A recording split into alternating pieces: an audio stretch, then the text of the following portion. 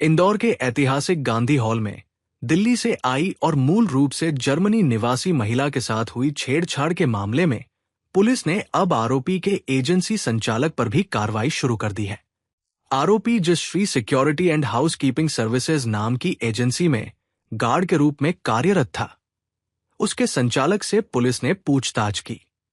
जांच में सामने आया कि एजेंसी ने गार्ड की नियुक्ति की जानकारी स्थानीय थाने में नहीं दी थी। इस लापरवाही को गंभीर मानते हुए पुलिस ने एजेंसी संचालक को नोटिस जारी किया है।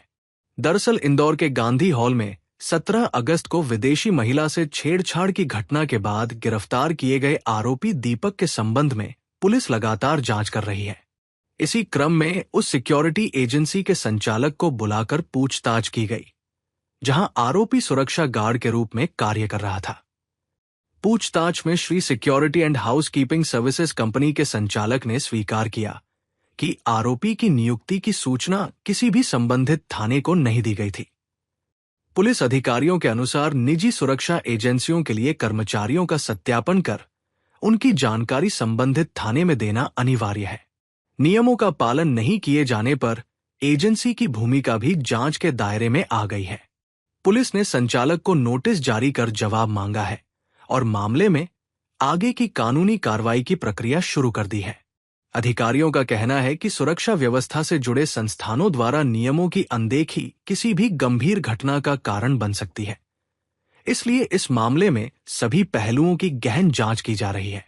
थाना एमजी रोड के अंतर्गत 17 अगस्त को एक छेड़छाड़ की घटना हुई थी, जिसमें कि जर्मन महिला के द्वारा कंप्लेंट की गई थी, जिसमें एफआईआर रजिस्टर की जाकर आरोपी दीपक मीणा को अरेस्ट किया गया था। Deepak Meena Shri security and housekeeping services की यूनिफॉर्म पहने हुआ था। उसके द्वारा बताया गया था कि उसी security and housing company keeping services में गार्ड के रूप में तैनात है। तो इस पर से इसमें उनको नोटिस जारी किया गया था। श्री सिक्योरिटी सर्विसेज के जो संचालक हैं, उसमें कृष्ण कुमार के द्वारा थाने पर उपस्थित होकर बताया कि इसके द्वारा ये सर्विसेज चलाई जाती है और अपने गार्ड समय समय पर जहाँ जहाँ आवश्यकता होती है वहाँ पर गार्डों को दिया जाता है।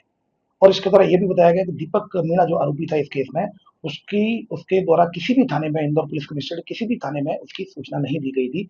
इस पर से 163 बीएनएसएस के तहत already Indore police commissioner Shri Santosh Kumar Singh sir का इसमें प्रिवेंटिव ऑर्डर जारी हुआ है, जिसमें कि आपको यहाँ पर काम करने वाले, ये जो चाहे वो होटल, लॉज, ढाबा या सिक्योरिटी एजेंसी में काम करने वाले सभी को आपको वेरिफिकेशन के रूप में सभी की जानकारी आपको संबंधित थाने में देनी होगी और इसका वायलेशन करने पर जो बीएनएस का सेक्शन है 223 के तहत केस रजिस्टर किया जाएगा।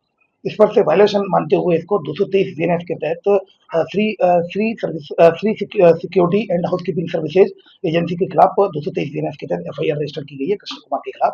और मैं सभी से अनुरोध करना चाहूंगा कि जितने भी सिक्योरिटी एजेंसी है, जितने भी जो होटल, लॉज, ढाबे या जहाँ पर बाहर से काम करने वाले लोग आते हैं, उससे संबंधित थाने में या क्या जो सर्वेंट है, जो काम करने वाले हैं, हाउसकीपिंग एक्टिविटीज करने वाले हैं, उन सभी की जानकारी आप संबंधित थाने में आवश्यक रूप से जानकारी दीजिए, अन्यथा आपके खिलाफ भी वैधानिक कार्रवाई की जाएगी।